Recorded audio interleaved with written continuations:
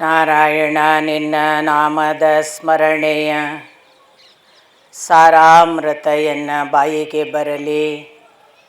ಬಾರಂಗ ಕನಸಿನೊಳಗಲಿ ನನಸಿನೊಳಗಲಿ ಮನಸ್ಸು ಕೆಟ್ಟಿರಲಿ ಮುನಿದಿರಲಿ. ಜನಕಜಾಪತಿ ನಿನ್ನ ಅಭೀಷ್ಟದ ಸ್ಮರಣೆಯ ಅಷ್ಟಾಕ್ಷರ ಮಂತ್ರ ಜಪಿಸುವ ಹಾಗೆ ಬಾರಂಗ.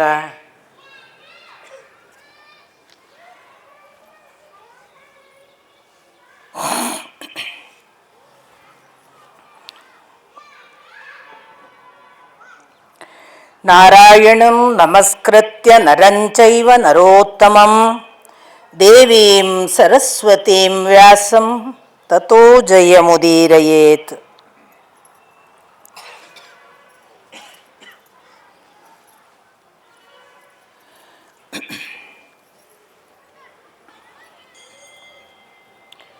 ಪರಮ ಪೂಜ್ಯರಾದ ಶ್ರೀ ರಾಘವೇಂದ್ರ ಸ್ವಾಮೀಜಿಗಳವರ ಅಡಿಗಳಲ್ಲಿ ಪೊಡಮಟ್ಟು ನೆರೆದಿರುವ ಎಲ್ಲ ಹಿರಿಯ ಕಿರಿಯರ ಪದತಲಕ್ಕೆ ಹಣೆ ಹಚ್ಚಿ ನಮಸ್ಕಾರ.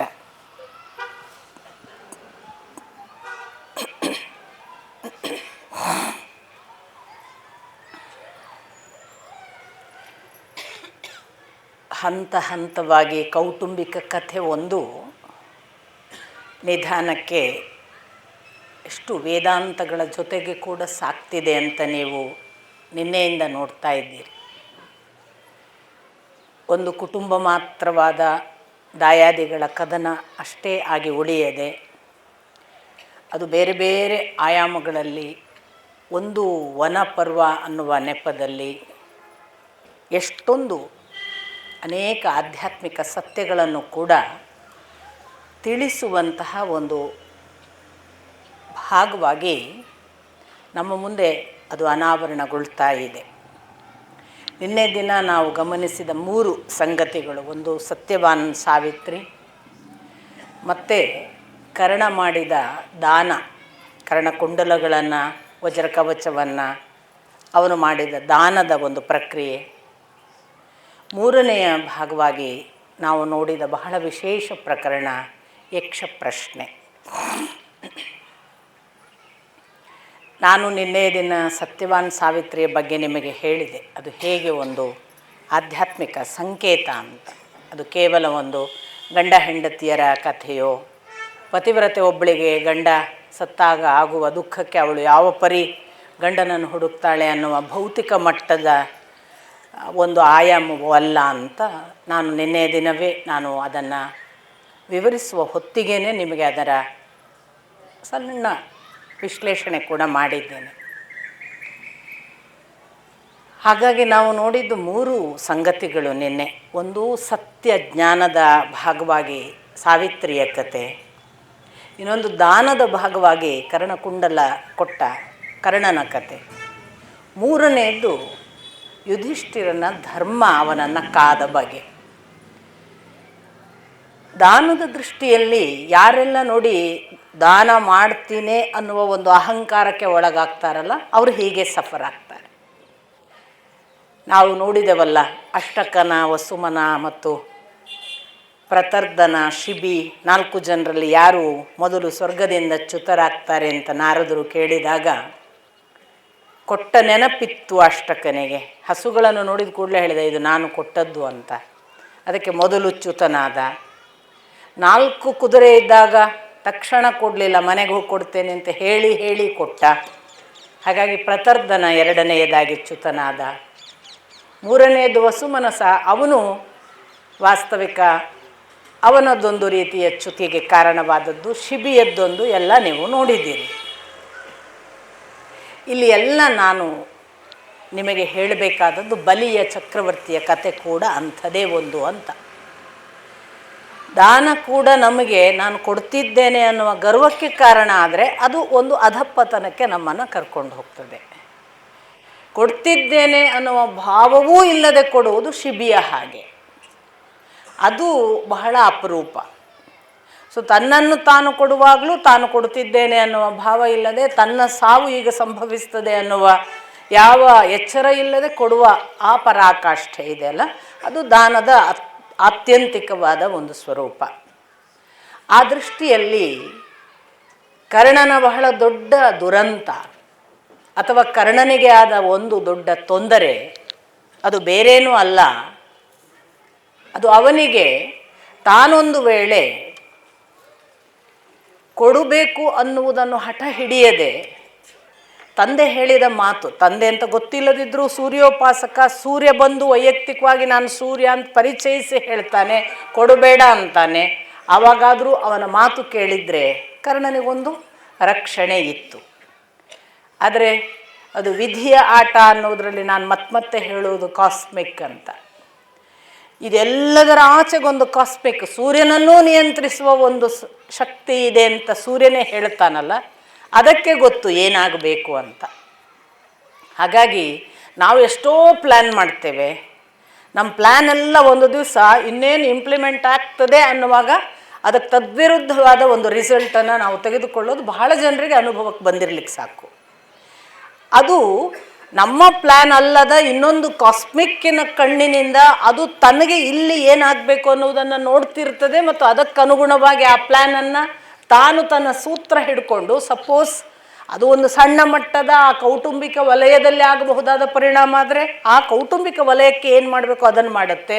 ಅದು ಜಾಗತಿಕ ಮಟ್ಟದಲ್ಲಿ ಏನಾಗಬೇಕು ಅಂತಿದ್ರೆ ಅದು ಕೂಡ ಆ ಕಾಸ್ಮಿಕ್ ಅರೇಂಜ್ಮೆಂಟಿನ ಸೂತ್ರದಲ್ಲಿ ನಡೀತದೆ ಅನ್ನುವುದನ್ನು ನೋಡಿದಾಗ ಕರ್ಣ ಕೂಡ ಸ್ವತಂತ್ರನಲ್ಲ, ಸೂರ್ಯನೂ ಸ್ವತಂತ್ರನಲ್ಲ. ಸೂರ್ಯ ಇಷ್ಟೆಲ್ಲ ಹೇಳಿದ್ಮೇಲೂ ಕರ್ಣ ಮಾಡ್ತಾನಂದರೆ ಇನ್ನೊಂದು ಯಾವುದೋ ನಡೆಸುವುದಿದೆ ಅನ್ನೋದಕ್ಕೆ ಸ್ಪಷ್ಟ ದಾಖಲೆ. ಅಂದರೆ ಎದುರಿಗೆ ನಾನು ಸೂರ್ಯ ಅಂತ ಇಂಟ್ರೊಡ್ಯೂಸ್ ಮಾಡ್ತಾನೆ ಒಬ್ಬ, ಅದು ನಾನೇ ಹೇಳ್ತಿರೋದು ಅಂತ ಮರುದಿವಸ ಬೆಳಿಗ್ಗೆ ಕನ್ಫರ್ಮ್ ಮಾಡ್ತಾನೆ. ಇಷ್ಟಾಗಿಯೂ ಕರ್ಣ ಬದಲಾಗುವುದಿಲ್ಲ ಅಂದರೆ ಈ ಕರ್ಣ ಈ ಸೂರ್ಯನ ಆಚೆಗೆ ಒಂದು ಯಾವುದೋ ನಡೆಸುವುದಿದೆ. ಅಲ್ಲದಿದ್ದರೆ ಕರ್ಣನಿಗೆ ಅಷ್ಟ್ಯಾಕೆ ಹಠ? ನಾನು ದಾನ ಮಾಡ್ತಾ ಇರುವವನು ದಾನ ಪಾತ್ರತೆಯನ್ನು ನಾನು ಎಂದು ದಾನಶೂರ ಅನ್ನಿಸಿಕೊಳ್ಳುವ ಹೆಸರನ್ನು ಕಳ್ಕೊಳ್ಳೋದಿಲ್ಲ ಅನ್ನುವ ಹಠಕ್ಕೆ ಬಿದ್ದನಲ್ಲ. ಹಾಗಾಗಿ ಕೊಡ್ತೇನೆ ಅನ್ನುವುದು ಕೂಡ ನಮ್ಮ ತಿಳಿವಿನ, ನಮ್ಮ ಎಚ್ಚರದ ಭಾಗವಾದರೆ ಅದು ಕೂಡ ಕೊಟ್ಟ ಹಾಗಲ್ಲ, ಅದು ನಮ್ಮ ಅವನತಿಗೆ ಕಾರಣ ಆಗಬಹುದು ಅನ್ನುವುದು ಕರ್ಣನ ಒಂದು ಕಥೆಯಲ್ಲಿ ಗೊತ್ತಾಗುವುದು. ಯಕ್ಷ ಪ್ರಶ್ನೆ ನಾನು ನಿನ್ನೆ ದಿನ ನಿಮಗೆ ಹೇಳಿದೆ, ಬಹಳ ಸುಂದರವಾದ ಮತ್ತೆ ಓದಬೇಕು ಅನ್ನಿಸುವ, ಓದಿದಾಗೆಲ್ಲ ಹೊಸ ಅರ್ಥಗಳನ್ನು ನಮಗೆ ತೋರಬಲ್ಲ ಮತ್ತು ನಮಗೇ ಹೊಸ ಅರ್ಥಗಳು ಅವರು ಬರೆದದ್ದಷ್ಟೇ ಅಲ್ಲ, ಅಲ್ಲಿ ವ್ಯಾಖ್ಯಾನಕಾರರು ಬಹಳ ಅದರ ವಿಶ್ಲೇಷಣೆಗಳನ್ನೆಲ್ಲ ಮಾಡ್ತಾರೆ. ಬಹುಶಃ ನಾವು ವೈಯಕ್ತಿಕವಾಗಿ ನಾನು ಅದರೊಟ್ಟಿಗೆ ಕೂತ್ರೆ ಅದೊಂದು 29x4 ಪ್ರಶ್ನೆಗಳು, ಉಳಿದದ್ದು 30, 31, 32, 33, 34 ಸುಮಾರಾಗಿ 1-2 ಪ್ರಶ್ನೆಗಳು. ಒಂದು ಹೊಸ ಲೋಕವನ್ನು ಅನಾವರಣ ಮಾಡ್ಬೋದಂತ ಅನಿಸುತ್ತೆ ಬರೀ ಅದರೊಟ್ಟಿಗೆ ಕೂತ್ರೆ. ಹಾಗಾಗಿಯೇ ಅದು ಎಷ್ಟು ಒಳಗಿನ ಲೋಕಕ್ಕೆ ಕರೆದುಕೊಂಡು ಹೋಗುವ ಒಂದು ಯಾತ್ರೆ ಅಂತಂದರೆ, ಅದು ಧರ್ಮರಾಯ ಹಾಗೆ ಉತ್ತರ ಕೊಡುವುದಕ್ಕೆ, ಆ ಮೂಲಕ ನಮಗೊಂದು ಹೊಸ ಆಧ್ಯಾತ್ಮಿಕ ಜಗತ್ತಿನ ಯಾವುದನ್ನು ಋಗ್ವೇದ ಅಥವಾ ನಾನು ಎಲ್ಲ ವೇದಗಳನ್ನು ಓದಿಲ್ಲ, ನನ್ನ ಓದು ಈಗಿನ್ನೂ ಆರಂಭ ಋಗ್ವೇದಗಳಲ್ಲಿ. ನಾನಿನ್ನೂ ಅದರ ಒಂದು 70-72 ಸೂಕ್ತಗಳನ್ನಷ್ಟೇ ಪ್ರವೇಶಿಕೆ ಮಾಡಿದ್ದೇನೆ. ಅಷ್ಟರಲ್ಲಿ ನನಗನ್ನಿಸಿದ್ದು ಅವರು ಪೂರ್ತಿಯಾಗಿ ಯಾವುದನ್ನು ದೇವದೇವತೆಗಳು ಅಂತ ಹೇಳ್ತಾರೆ, ಇಂದ್ರ ಅಂತ ಹೇಳ್ತಾರೆ, ಯಜ್ಞ ಅಂತ ಹೇಳ್ತಾರೆ, ಅವೆಲ್ಲವೂ ಕೂಡ ಆಂತರಂಗಿಕ ಯಜ್ಞ, ಆಂತರಂಗಿಕ ದೇವತೆಗಳು, ಆಂತರಂಗಿಕ ಶಕ್ತಿಗಳ ಬಗ್ಗೆ ಇದೆ ಅಂತ ಸ್ಪಷ್ಟ ಆಗುತ್ತೆ. ಸ್ವಲ್ಪ ನೀವು ಈ ಯಕ್ಷ ಪ್ರಶ್ನೆ ಒಳಗೆ ಹೋದರೂ ಕೂಡ ಅದು ಖಂಡಿತವಾಗಿ ಒಂದು ಆಂತರಂಗಿಕ ಯಜ್ಞದ ಬೇರೆ ಬೇರೆ ಆಯಾಮದ ಪ್ರಶ್ನೆಗಳು. ಹಾಗಾಗಿ ಯಾರಾದರೂ, ನಾನು ನಿನ್ನೆ ದಿನ ಹೇಳಿದೆ ಅನ್ನ ಯಾವುದು ಅನ್ನೋ ಪ್ರಶ್ನೆಗೆ ಗೋವು ಅಂತ ಉತ್ತರ ಇದೆ ಅಂತ. ಹಾಗಾದರೆ ಗೋವು ಎಲ್ಲ ಮಾಂಸ ಕಡಿದು ಊಟ ಮಾಡಬೇಕು ಅಂತ ಹೇಳಿದ್ದಾರೆ ಅಂತ ಭಾವಿಸಿದರೆ ಏನು ಅರ್ಥ ಆದೀತು? ಗೌ, ಗವಯ, ಗೋ ಎಲ್ಲ ಶಬ್ದಗಳು ಜ್ಞಾನ ಪ್ರತ್ಯರ್ಥವಾಗಿ ಬರ್ತವೆ ಸಂಸ್ಕೃತದಲ್ಲಿ. ಹಾಗಾಗಿ ಬದುಕಿನ ಬಹಳ ದೊಡ್ಡ ಆಹಾರ ಯಾವುದು ಅಂದರೆ ಜ್ಞಾನ ಅನ್ನೋದಕ್ಕೆ ಗೋವು ಅಂತ ಅಲ್ಲಿ ಶಬ್ದ. ಹಾಗಾಗಿ ಅನ್ನ ಯಾವುದು ಅಂದರೆ ಗೋವು ಅಂದ ಕೂಡಲೇ ಅನ್ನ ಅಂದರೆ ಆಹಾರ, ಆಹಾರಕ್ಕೆ ಗೋವನ್ನು ಬಳಸಿ ಅಂತ ಹೇಳಿದ್ದಾರೆ ಅಂತ ಅರ್ಥ ಮಾಡಿಕೊಂಡ್ರೆ ಇಡೀ ಯಕ್ಷ ಪ್ರಶ್ನೆ ಇದೇ ಥರ ಇದೆ. ಹೀಗೆ ದಿಕ್ಕು ತಪ್ಪಿಸಿ ನಾವು ಎಲ್ಲೆಲ್ಲೋ ಹೋಗ್ಬೋದು. ಅದಕ್ಕೆ ಬದುಕಿನಲ್ಲಿ ದಿಕ್ಕು ಯಾವುದು ಅಂತ ಪ್ರಶ್ನೆ ಬರುತ್ತೆ. ನಮಗೆ ದಿಕ್ಕು ಸಜ್ಜನರು ಅಂತ ಹೇಳ್ತಾನೆ ಯುಧಿಷ್ಠಿರ. ಬದುಕಿನಲ್ಲಿ ದಿಕ್ಕು ಯಾವುದು ಅಂದರೆ ಪೂರ್ವ ಪಶ್ಚಿಮ ಅಲ್ಲ, ಸಜ್ಜನರು ದಿಕ್ಕು ಅಂತಾನೆ. ನಾನು ನಿನ್ನೆ ದಿನ ಹೇಳಿದೆ, ಹುಲ್ಲಿಗಿಂತ ಬೇಗ ಬೆಳೆಯುವುದು ಯಾವುದು ಅಂತ ಒಂದು ಪ್ರಶ್ನೆ ಇದೆ ಅಂತ. ಚಿಂತೆ ಅಂತ ಉತ್ತರ. ಎಷ್ಟು ಚೆನ್ನಾಗಿದೆ ನೋಡಿ. ಹುಲ್ಲಿಗಿಂತ ತೀವ್ರವಾಗಿ ಬೆಳೆಯುವುದು ಚಿಂತೆ ಅಂತ ಉತ್ತರ ಕೊಡ್ತಾನೆ. ಅಥವಾ ಇಂಥ ಒಬ್ಬನೇ ಜಗತ್ತಿನಲ್ಲಿ ತಾನೊಬ್ಬನೇ ಒಂಟಿಯಾಗಿ ಸುತ್ತುವವನು ಯಾರು ಅಂತ ಪ್ರಶ್ನೆ ಇದೆ. ಸೂರ್ಯ ಅಂತ ಉತ್ತರ. ಜಗತ್ತಿನಲ್ಲಿ ಒಬ್ಬಂಟಿಯಾಗಿ ಸುತ್ತುವವನು ಯಾರು ಅಂದರೆ ಸೂರ್ಯ. ಪ್ರತಿ ಸಾರಿ ಹುಟ್ಟುವವನು ಯಾರು ಹೊಸ ಹೊಸದಾಗಿ ಅಂತ ಕೇಳ್ತಾನೆ ಯಮ. ಹೊಸ ಹೊಸದಾಗಿ ಹುಟ್ಟುವವನು ಚಂದ್ರ ಅಂತ ಉತ್ತರ ಕೊಡ್ತಾನೆ ಯುಧಿಷ್ಠಿರ. ಹೌದಲ್ವಾ? ಇವತ್ತು ಪಾಡ್ಯ ಇರ್ತದೆ, ಇರೋದೇ ಇಲ್ಲ ಅವನು. ಮತ್ತೆ ಯಾವಾಗಲೂ ಒಮ್ಮೆ ಅಮಾವಾಸ್ಯೆ ಮುಗಿತದು ಮತ್ತೆ ಬರ್ತಾನೆ, ಹುಣ್ಣಿಮೆಗೊಮ್ಮೆ ಹೋಗ್ತಾನೆ, ಅಮಾವಾಸ್ಯೆಗೆ ಬರ್ತಾನೆ. ಇದೆಲ್ಲ ಇದ್ದೇ ಇದ್ದದ್ದಲ್ವಾ? ಹಾಗಾದರೆ ಹುಣ್ಣಿಮೆಗೆ ಕಾಣಿಸಿ ಅಮಾವಾಸ್ಯೆಗೆ ಇಲ್ಲವಾಗುವ ಪದೇ ಪದೇ ಹುಟ್ಟುವವನು ಯಾರು ಅಂದರೆ ಚಂದ್ರ ಅಂತ ಅವನ ಅರ್ಥ. ಮನಸ್ಸು ಕೂಡ. ಮನಸ್ಸು ಇಲ್ಲವೇ ಇಲ್ಲದ ಹಾಗೆ ಒಂದೊಂದು ದಿವಸ ಇರ್ತದೆ, ಇನ್ನೊಂದು ದಿವಸ ಅದರ ಆರ್ಭಟ ನೋಡೋದು ಯಾರು? ಆರಾಮಿದ್ದೇವೆ ಅನಿಸುತ್ತೆ, ಸಿಕ್ಕಾಪಟ್ಟೆ ಗಲಾಟೆ ಮಾಡುತ್ತೆ, ತಾನೇ ತಾನು ಅಂತ ಹಾರಾಟ ಮಾಡುತ್ತೆ. ಹಾಗೆ ಇಂಥ ಅನೇಕ ಒಳಾರ್ಥಗಳನ್ನುಳ್ಳ ಒಂದು ಕಡೆ ಒಂದು ಉತ್ತರ ಬಹಳ ಚೆನ್ನಾಗಿದೆ. ಆಶ್ಚರ್ಯ ಯಾವುದು ಅಂತ ಯುಧಿಷ್ಠಿರನಿಗೆ ಒಂದು ಪ್ರಶ್ನೆ ಕೇಳ್ತಾನೆ ಯಮಧರ್ಮರಾಯ. ಜಗದ ಬಹಳ ದೊಡ್ಡ ಆಶ್ಚರ್ಯ ಯಾವುದು? ಯುಧಿಷ್ಠಿರ ಕೊಡುವ ಉತ್ತರ, ನಿತ್ಯ ಸಾವು ನೋಡುತ್ತಾ ನಾನು ಬದುಕಬೇಕು ಎಂದು ಭಾವಿಸುತ್ತೇವಲ್ಲ ಅದು ಆಶ್ಚರ್ಯ. ನಿತ್ಯ ಸಾವು ನೋಡುತ್ತಾ ನಾನಿನ್ನೂ ಬದುಕಿರಬೇಕು ಎಂದು ಭಾವಿಸುತ್ತೇವಲ್ಲ ಅದು ಆಶ್ಚರ್ಯ. ಹೌದಲ್ವ? ಜಗತ್ತಿನಲ್ಲಿ ಅದಕ್ಕಿಂತ ದೊಡ್ಡ ಆಶ್ಚರ್ಯ ಯಾವುದಿದೆ? ಎಲ್ಲ ಸಾಯೋದನ್ನು ನೋಡ್ತೇವೆ, ಬಂದವರು ನಮ್ಮ ಜೊತೆ ಬಂದವರು ಯಾರೂ ಇಲ್ಲ, ಹೋಗ್ತಾ ಇದ್ದಾರೆ. ನಾನು ಬದುಕ್ತೀನಿ ಅಂತಲೇ ಭಾವಿಸ್ತೇವೆ, ನಾನಿನ್ನೂ ಇದ್ದೇನೆ ಇಲ್ಲಿ ಶಾಶ್ವತ ಅಂತ.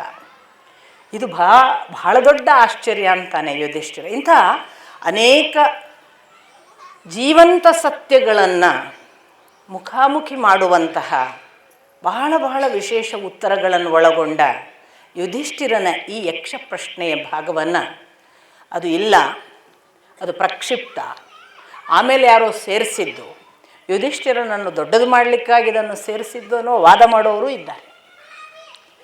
ಸ್ವಲ್ಪ ಆರಂಭದಿಂದ ಈಗಿನ ಓದಿನವರೆಗೆ, ನಾವು ನಿನ್ನೆಯವರೆಗೆ ಏನು ಬಂದಿದ್ದೇವೆ ಇದನ್ನೆಲ್ಲ ನಿಮಗೆ ಓದಿದರೆ ಯುಧಿಷ್ಠಿರನಿಗೊಂದು ಯಕ್ಷ ಪ್ರಶ್ನೆ ಸಪರೇಟ್ ಬೇಕಾಗಿಲ್ಲ. ಅವನ ದೊಡ್ಡಸ್ತಿಗೆ ಹಾಗೆ ಗೊತ್ತಾಗಲ್ವ?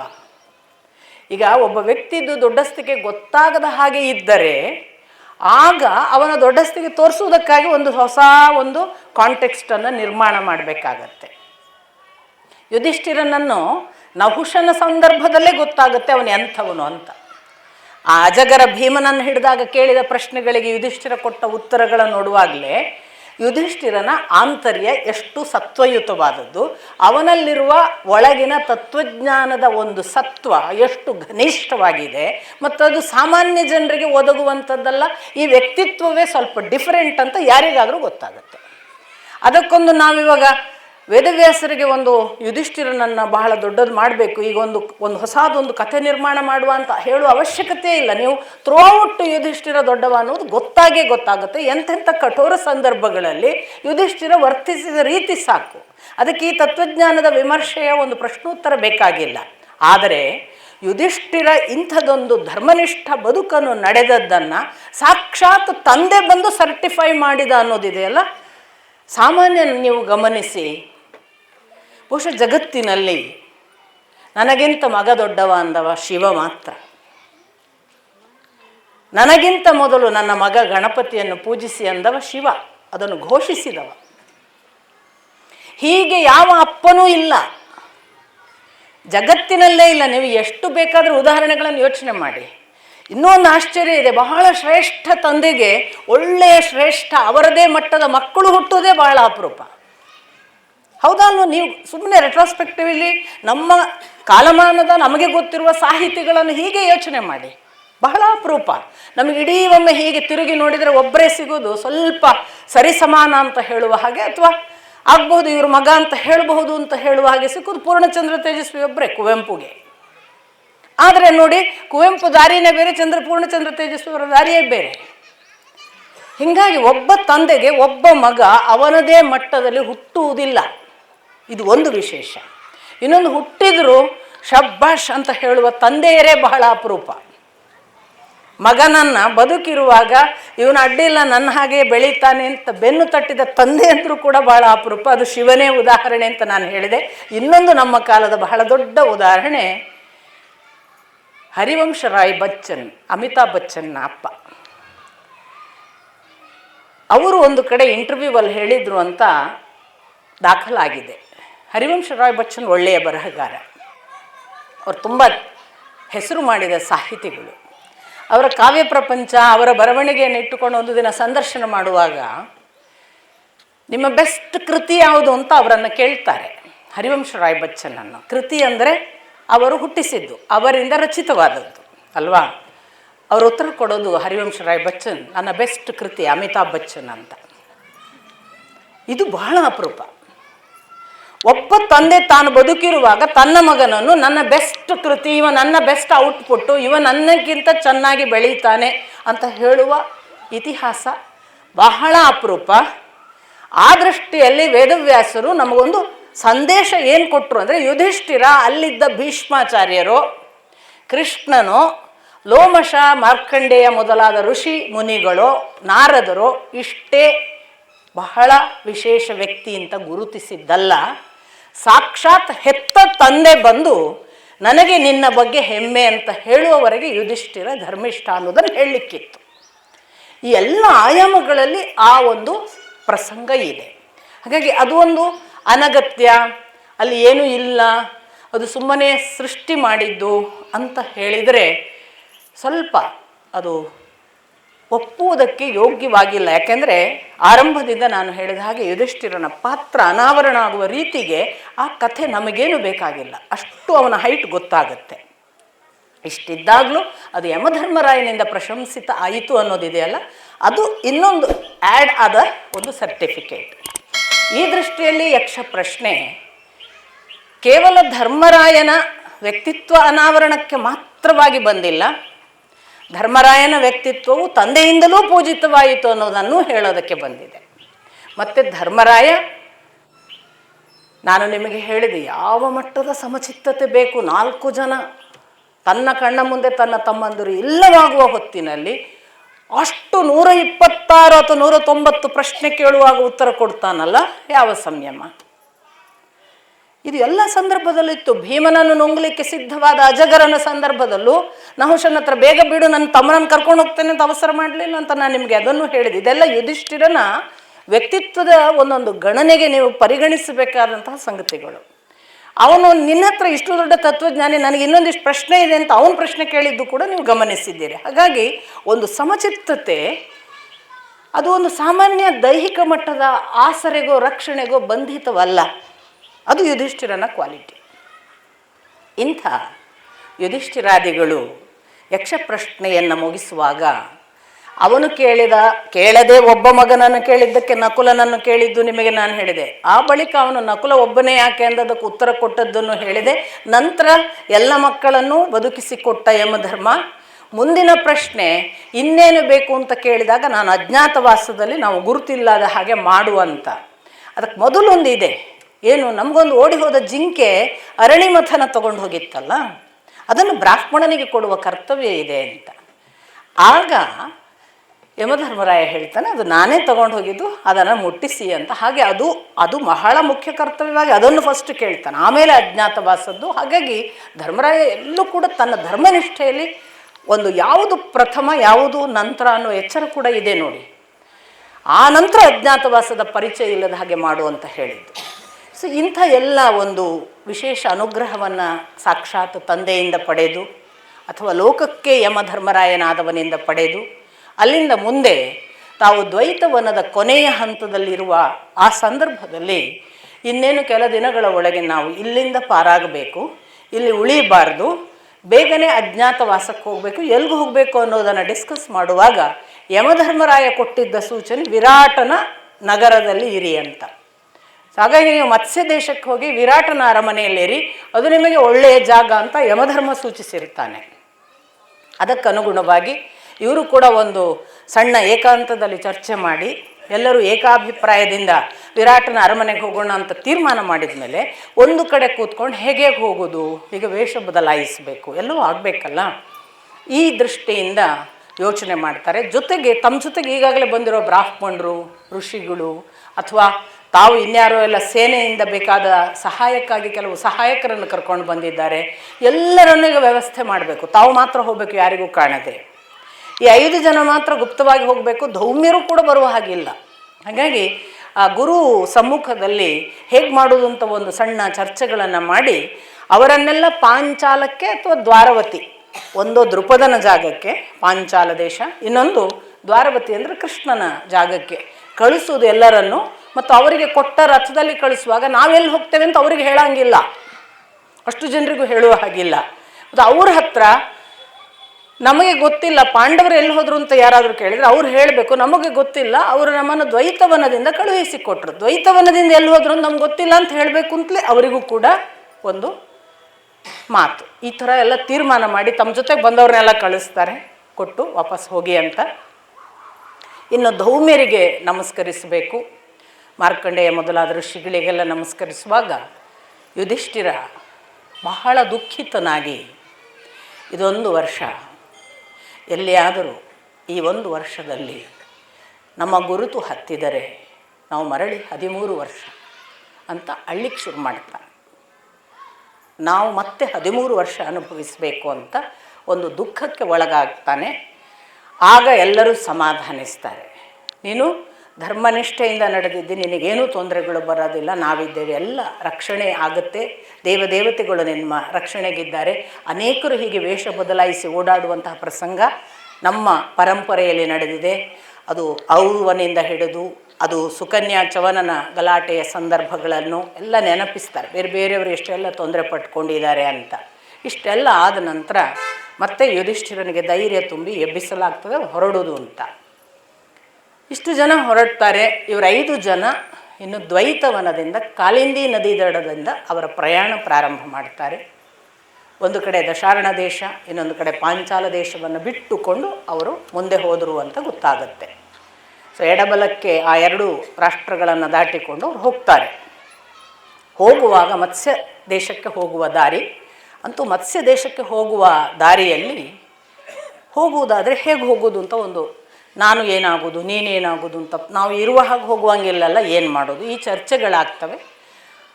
ಆಗ ಬಹಳ ಸುಂದರವಾಗಿ ವ್ಯಕ್ತಿತ್ವ ಅನಾವರಣಗಳಿವೆ.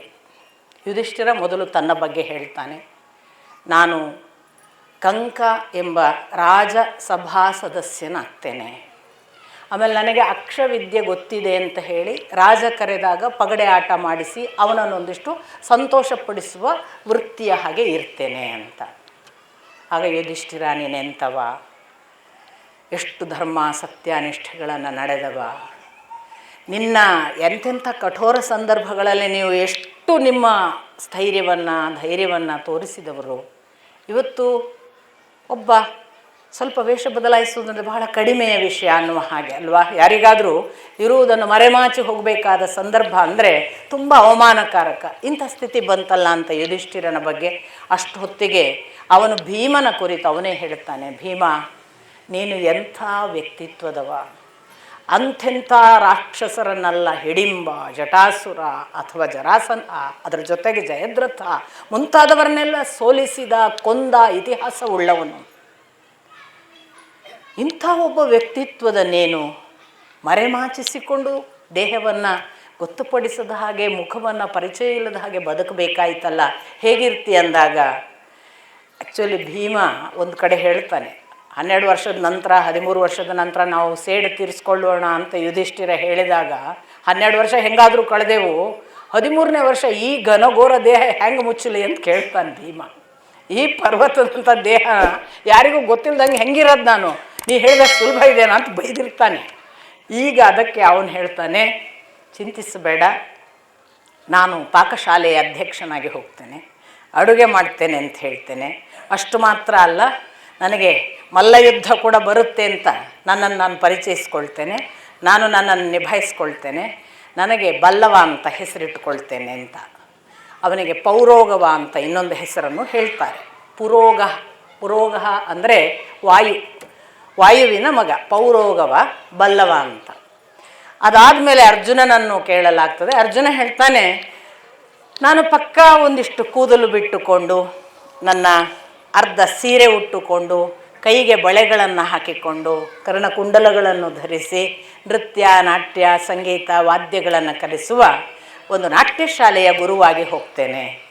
ನನ್ನ ಹೆಸರು ಬೃಹನ್ನಳೆ ಅಥವಾ ಬೃಹನ್ನಲ ಅಂತ ಇಟ್ಕೋತೇನೆ ಅಂತ. ಅಲ್ಲೆಲ್ಲರೂ ಕೂಡ ಸತ್ಯವನ್ನೇ ಹೇಳಿದ್ದಾರೆ, ಯಾರೂ ಕೂಡ ಸುಳ್ಳು ಹೇಳಿಲ್ಲ ಅಂತ ಒಂದು ವಿವರಣೆ ಬರುತ್ತೆ ನೋಡಿ. ಕಂಕ ಅಂದರೆ ಯಮ ಅಂತಲೇ ಅರ್ಥ, ಯಮನಿಗಿರುವ ಇನ್ನೊಂದು ಹೆಸರಂತೆ ಅದು. ಅದರಿಂದ ಯಮನಿಗಿರುವ ಇನ್ನೊಂದು ಹೆಸರನ್ನೇ ಹೇಳಿದ್ದಾನೆ, ಸುಳ್ಳು ಹೇಳಲಿಲ್ಲ ಯುಧಿಷ್ಠಿರ ಅಂತ. ಆಮೇಲೆ ಬಲ್ಲವ ಅನ್ನೋದು ವಾಯುವಿಗಿರುವ ಹೆಸರು, ಅದರಿಂದ ವಾಯುಪುತ್ರ. ಪೌರೋಗವ ಅನ್ನೋದು ಸಹಜವಾಗಿ ವಾಯುಪುತ್ರ ಅಂತ ನೇರವಾಗಿ ಹೇಳಿದ್ದಾನೆ, ಸುಳ್ಳು ಹೇಳಲಿಲ್ಲ. ಅರ್ಜುನ ಬೃಹನ್ನಲ, ಈ ನಲ ಅನ್ನುವುದರಲ್ಲಿ ನರ ಇದ್ದಾನೆ.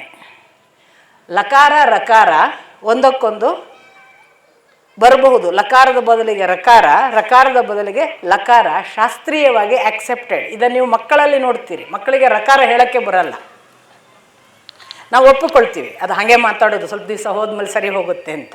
ಅದು ನಲ ನಲ ಅಂತಲೇ ಕರೆಯುತ್ತೆ, ನರ ನಲ ಅದು. ಹಾಗಾಗಿ ಅವನು ಸತ್ಯನೇ ಹೇಳಿದ್ದ ಅಂತ. ಬೃಹನ್ನಲ, ಬಹಳ ದೊಡ್ಡ ನರ ನಾನು ಅಂತ ಹೇಳಿದ್ದಾನೆ, ಅವನೇನು ಸುಳ್ಳು ಹೇಳಲಿಲ್ಲ ಅಂತ. ದ್ರೌಪದಿ ತಾನು ಒಬ್ಬ ಬ್ಯೂಟಿಷಿಯನ್ ಆಗಿ ಹೋಗ್ತೇನೆ, ಸೈರಂಧ್ರಿ. ಸೈರಂಧ್ರಿ ಅನ್ನೋದು ಆ ಕಾಲಕ್ಕೆ ಮನೆ ಕೆಲಸ ಮಾಡುವವರಿಗಿದ್ದ ಹೆಸರು. ಇವಳ ಹೆಸರು ಮಾಲಿನಿ ಅಂತ, ಆದರೆ ಸೈರಂಧ್ರಿ ಅಂತಲೇ ಕರೀತಾರೆ. ಈಗ ಅದು ನಾನು ಯಾವಾಗಲೂ ತಮಾಷೆ ಮಾಡೋದಿದೆ, ನೀರಿನ ಬಾಟ್ಲ್ ಅಂದ ಕೂಡಲೇ ಬಿಸ್ಲೇರಿ ಅಂದಂಗೆ.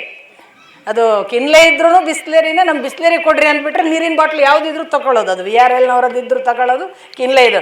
ನೀರಿನ ಬಾಟ್ಲಿಗೇನೆ ಬಿಸ್ಲೇರಿ ಅಂತ ಹೆಸರು ಬಂತಲ್ಲ, ಹಾಗೆ ಕೆಲಸ ಮಾಡುವವರಿಗೆಲ್ಲ ಸೈರಂಧ್ರಿ.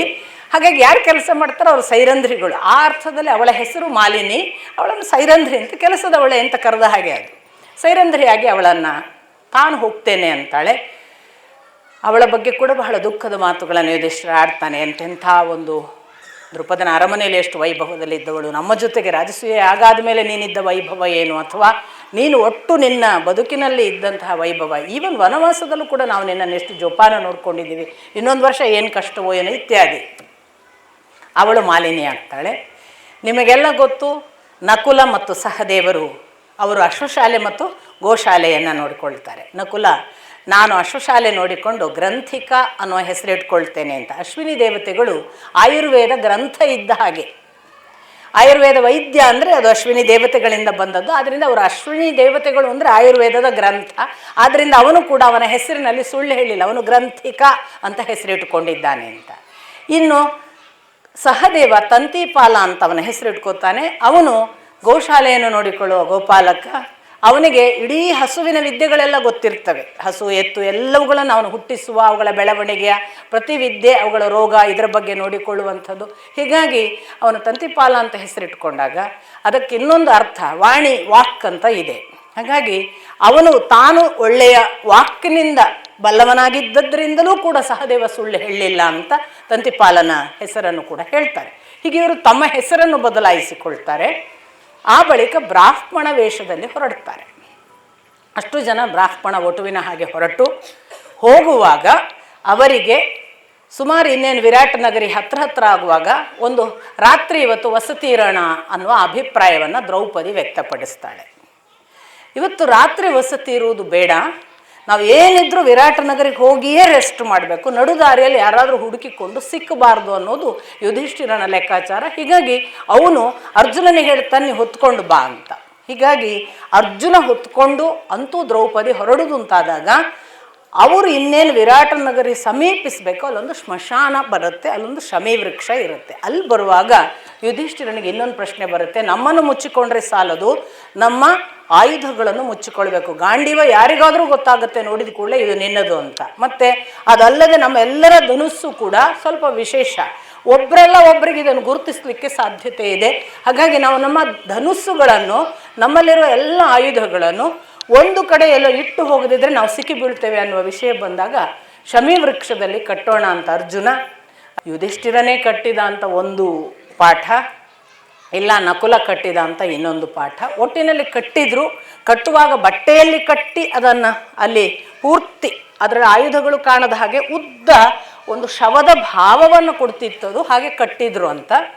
ಈ ಕಟ್ಟಿದ ಕೂಡಲೇ ಇದನ್ನು ಯಾರಾದರೂ ಕೇಳಿದ್ರೆ ಏನು ಮಾಡೋದು ಅನ್ನೋ ಪ್ರಶ್ನೆ ಬರೋದ್ರೊಳಗೆ ಅಲ್ಲೊಬ್ಬ ಕೇಳ್ತಾನೆ ಕೂಡ, ಅದೇನು ಕಟ್ಟಿದ್ರಿ ಅಂತ. ಕಟ್ಟಿ ಎಲ್ಲ ಈಚೆ ಬಂದು ಅವನು ನೋಡಿರೋದಿಲ್ಲ, ಈಚೆ ಬಂದ ಮೇಲೆ ಅವನು ಕೇಳ್ತಾನೆ. ಆಗ ಅವ್ರು ಹೇಳ್ತಾರೆ, ನಮ್ಮಲ್ಲೊಂದು ಪದ್ಧತಿ ಇದೆ, ನಾವು ಹೆಣವನ್ನು ಸುಡೋದಾಗಲಿ ಭೂಮಿಯಲ್ಲಿ ಹುಗಿಯೋದಾಗಲಿ ಮಾಡೋದಿಲ್ಲ, ಆಕಾಶದಲ್ಲಿ ತೂಗು ಹಾಕ್ತೇವೆ. ನಮ್ಮಲ್ಲಿ ಪಾರ್ಸಿ ಜನಾಂಗ ಮಾಡ್ತಾರಲ್ಲ, ಹಾಗಾಗಿ ಆ ಪ್ರತೀತಿಯ ಜನಾಂಗ ತಾವು ಅನ್ನೋ ಹಾಗೆ ಪ್ರಕಟಿಸ್ತಾರೆ ಅವರು. ನಮ್ಮಲ್ಲಿ ನಮ್ಮ ಒಬ್ಬಳು ತಾಯಿ ಬಹಳ ವೃದ್ಧೆ, 90ರಿಂದ 100 ವರ್ಷದವಳು, ಅವಳನ್ನು ನಾವು ಕಟ್ಟಿದ್ದೀವಿ ಅಂತಂದರೆ ಯಾರು ಮುಟ್ಟಕ್ಕೆ ಹೋಗಲ್ಲ, ಸ್ಮಶಾನ ಬೇರೆ. ಆಮೇಲೆ ಒಂದು ಮಾತು ಬರುತ್ತೆ ಅಲ್ಲಿ, ಘನ ಅರಣ್ಯ, ಬಹಳ ವಿಷಸರ್ಪಗಳಿದ್ವು, ಹಾಗಾಗಿ ಜನಸಾಮಾನ್ಯರು ಓಡಾಡ್ತಿರ್ಲಿಲ್ಲ, ಅಂಥ ಜಾಗ ಆಯ್ಕೆ ಮಾಡಿದರು ಅಂತ. ಹೀಗೆಲ್ಲ ಮಾಡಿದರು. ವಿರಾಟನ ನಗರಕ್ಕೆ ಬರ್ತಾರೆ. ಇಲ್ಲಿಂದ ವಿರಾಟ ಪರ್ವ ಆರಂಭ ಆಗಿದೆ. ಅವರು ವಿರಾಟ ನಗರಕ್ಕೆ ಬಂದಿದ್ದಾರೆ ಅನ್ನುವಾಗ, ಸೊ ವಿರಾಟ ಪರ್ವಕ್ಕೆ ಬಂದಾಗ ನಾವು ವನಪರ್ವ ಮುಗಿಸಿದ್ದೇವೆ. ವಿರಾಟ ಪರ್ವದಲ್ಲಿ ವಿರಾಟ ನಗರಕ್ಕೆ ಬಂದ ನಂತರದಲ್ಲಿ ಅವರು ಒಬ್ಬೊಬ್ಬರಾಗಿ ಆ ರಾಜನ ಬಳಿಗೆ ಹೋಗುವ ಒಂದು ಘಟನೆ. ಸೊ ಹೇಗೆ ಸೇರಿಕೊಂಡ್ರು ಅಂತಂದು, ಮೊದಲು ಇವನು ಹೋಗಿ ತಾನು ಸಭಾಸದರ ಮುಂದೆ ಒಬ್ಬ ಸಾತ್ವಿಕ ಬ್ರಾಹ್ಮಣನ ಹಾಗೆ ಪ್ರವೇಶ ಮಾಡುವಾಗ, ಆ ಪ್ರವೇಶದ ಹೊತ್ತಿನಲ್ಲಿ ಅದನ್ನು ಜನರೆಲ್ಲ ಇವನು ಯಾರು ಹೊಸಬ ಅಂತ, ಭಾರಿ ವಿಶೇಷ ಕಾಣ್ತಾನೆ, ತೇಜಸ್ವಿ ಇದ್ದಾನೆ, ಇತ್ಯಾದಿ ಇತ್ಯಾದಿ ಮಾತುಗಳು.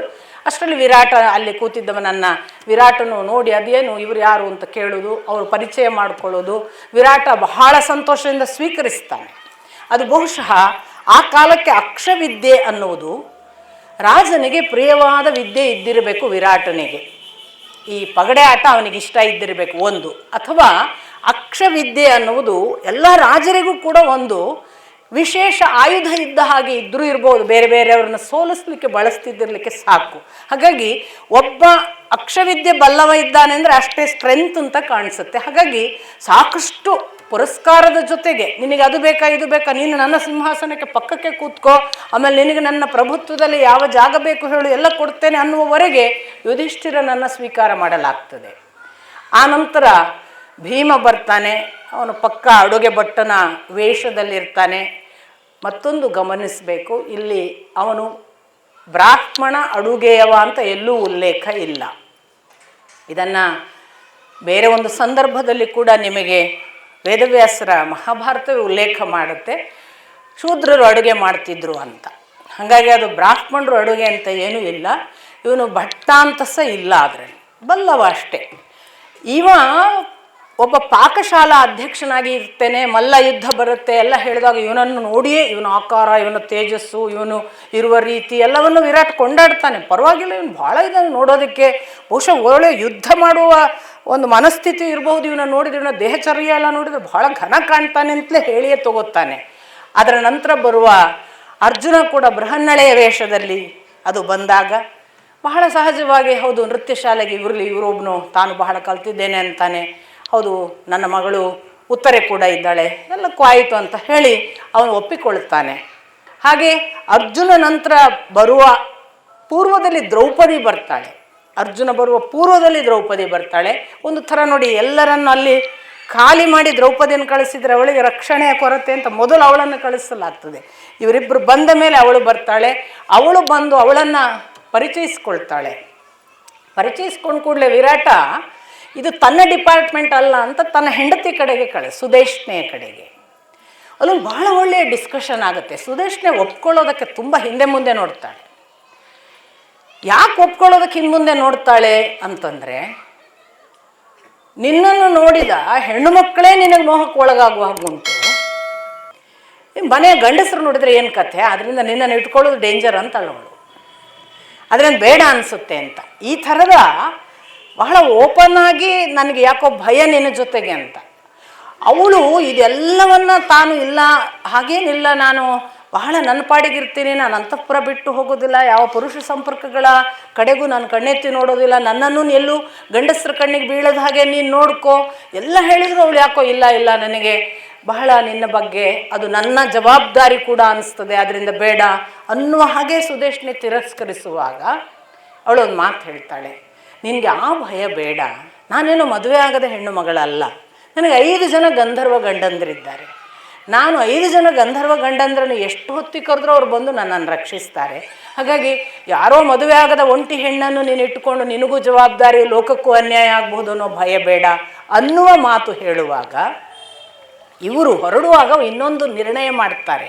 ಲೋಕಕ್ಕೆ ಕಂಕ, ಬಲ್ಲವ, ಆಮೇಲೆ ಮಾಲಿನಿ ಅಥವಾ ಬೃಹನ್ನಳ ಅಥವಾ ಅವರು ತಂತಿಪಾಲ ಇನ್ನೊಂದು ಹೆಸರನ್ನು ಯಾವುದನ್ನು ಇಟ್ಟುಕೊಂಡ್ರಲ್ಲ ಗ್ರಂಥಿಕ ಅಂತ, ಇದಲ್ಲದೆ ತಮಗೆ ಕರ್ಕೊಳ್ಳೋಕ್ಕೊಂದು ಹೆಸರು ಇಟ್ಕೊಳ್ಳೋಣ ಅಂತ. ಸೊ ಈ ಒಬ್ಬೊಬ್ರಿಗೆ ಒಂದೊಂದು ಈಗ ಪರ್ಸನಲ್ ಕೋಡ್ ನೇಮ್ ಅಂತ ಹೇಳಿದಾಗೆ ನನಗೆ ನಿನಗೆ ಮಾತ್ರ ಗೊತ್ತು, ನಾನು ನೀನು ಕರೆದ್ರೆ ಅಷ್ಟು ಜನರಲ್ಲಿ ನಿನಗೆ ಗೊತ್ತಾಗಬೇಕು ಅದು ನಾನು ನಿನಗೆ ಹೇಳ್ತಿರೋದು ಅನ್ನುವ ಹಾಗೆ ಒಂದು ಕೋಡ್ ನೇಮ್, ಅದು ಪಬ್ಲಿಕ್ ನೇಮ್ ಅಲ್ಲ. ಸೊ ಪಬ್ಲಿಕ್ ನೇಮ್ ಅಲ್ಲದ ಒಂದು ಹೆಸರು ಯಾವುದು? ಜಯ ಅಂತ ಯುಧಿಷ್ಠಿರನಿಗೆ, ಜಯಂತ ಅಂತ ಭೀಮಸೇನನಿಗೆ, ಅರ್ಜುನನಿಗೆ ವಿಜಯ ಅಂತ. ಅದಲ್ಲದೆ ಇವರಿಬ್ಬರಿಗೆ ಜಯತ್ಸೇನ ಮತ್ತು ಜಯದ್ಬಲ ಅಂತ. ನಕುಲನಿಗೆ ಜಯತ್ಸೇನ, ಜಯದ್ಬಲ ಅಂತ ಸಹದೇವನಿಗೆ. ಈ 5 ಹೆಸರುಗಳನ್ನು ಇಟ್ಕೊಂಡಿರ್ತಾರೆ. ಇವಳು ಇಲ್ಲಿ ಬಂದು ನನಗೆ 5 ಗಂಡಂದಿರು, ಅವರು ಗಂಧರ್ವರಿದ್ದಾರೆ, ನೀನೇನು ಚಿಂತೆ ಮಾಡಬೇಡ, ಅವರು ನನ್ನ ರಕ್ಷಣೆ ಮಾಡ್ತಾರೆ ಅಂದಮೇಲೆ ಸ್ವಲ್ಪ ಧೈರ್ಯ ಬರುತ್ತೆ. ಆಯಿತು ಹಾಗಾದರೆ. ಸೊ ತಗೊಂಡ್ಳು.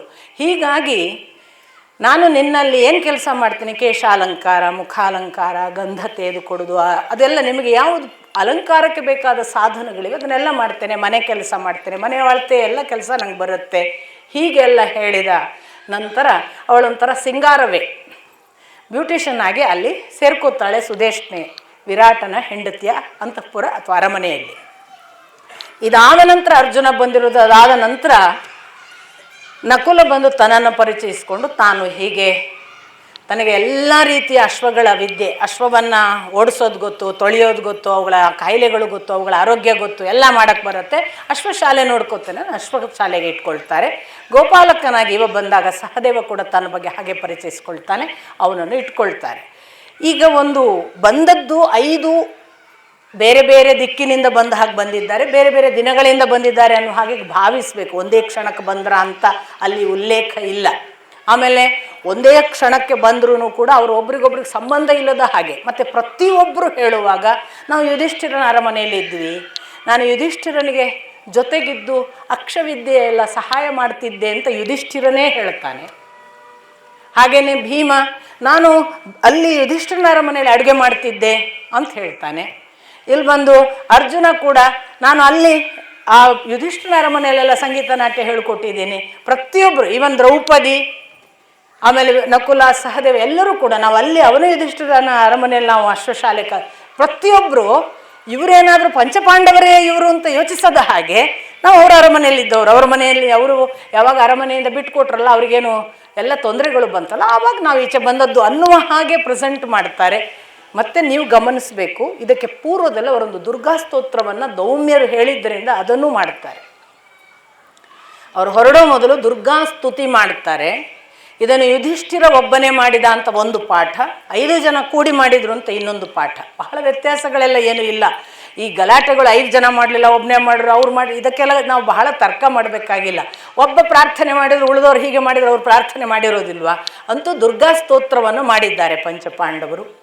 ಆ ದುರ್ಗಾ ಸ್ತೋತ್ರದ ನಂತರ ದುರ್ಗೆ ಒಲಿದಿದ್ದಾಳೆ, ಅವಳು ಅನುಗ್ರಹ ಮಾಡಿದ್ದಾಳೆ. ನೀವು 1 ವರ್ಷ ಅಜ್ಞಾತವಾಸದಲ್ಲಿರುವಾಗ ಯಾರಿಗೂ ಗೊತ್ತಾಗದ ಹಾಗೆ ನನ್ನ ಆಶೀರ್ವಾದ ಕೂಡ ಇದೆ ಅಂತ ಇತ್ತ ಯಮನೂ ಹೇಳಿದ್ದಾನೆ. ಸೊ ಇದೆಲ್ಲ ಆಯಾಮಗಳನ್ನು ಗಮನಿಸ್ಬೇಕು. ಯಾಕೆ ಪರಿಚಯ ಆಗಲಿಲ್ಲ ಅಂದರೆ ಈ ಥರದ ಒಂದು ಕವರ್ ಇತ್ತು. ನಾನೊಂದು ಹೇಳಿದಲ್ಲ, ನಂಬಿಕೆಗೆ ಹೊರಟ್ರೆ ನಂಬಿಕೆ ಒಂದು ರಕ್ಷಣೆಯಾಗಿ ಹೇಗೆ ಇರ್ತದೆ ಅಂತ ದ್ರೌಪದಿಯ ಕಥೆ ಹೇಳುವಾಗ ಹೇಳಿದ್ದೆ ನಿಮಗೆ. ಇದು ನಮ್ಮಲ್ಲಿ ಕೃಷ್ಣ ಅನೇಕ ಸಂದರ್ಭಗಳಲ್ಲಿ ಕರ್ಣ ಸೋಲುವುದನ್ನು ನಾವು ನೋಡ್ತೇವೆ. ಯುದ್ಧ ಸಂದರ್ಭಗಳಲ್ಲಿ ಎಂತೆಂಥ ಸಂದರ್ಭಗಳಲ್ಲಿ ಕರ್ಣ ಯಾಕೆ ಹಿಂಗಾಡ್ತಾನೆ ಅಂತ ನಮಗೆ ಅನಿಸುತ್ತೆ ಓದುವಾಗ. ಬಹಳ ಸಾರಿ ಅಂಥ ಘಟನೆಗಳಾದ ಮೇಲೆ ಒಂದು ಸಂದರ್ಭದಲ್ಲಿ ಕೃಷ್ಣ ಕರ್ಣನನ್ನು ಕೊಂದ ನಂತರವೋ ಕೊಲ್ಲುವ ಪೂರ್ವದಲ್ಲೋ ಕರ್ಣ ಯಾಕೆ ಸೋಲ್ತಿದ್ದ ಅನ್ನೋದನ್ನು ಹೇಳುವಾಗ ನಾನು ಆಗೊಮ್ಮೆ ಈಗೊಮ್ಮೆ ನನ್ನ ಮೋಹದ ಆವರಣವನ್ನು ಅವನ ಮೇಲೆ ಹಾಕಿ ಸೋಲಿಸ್ತಿದ್ದೆ ಅನ್ನೋ ಮಾತುಗಳನ್ನು ಹೇಳ್ತಾನೆ.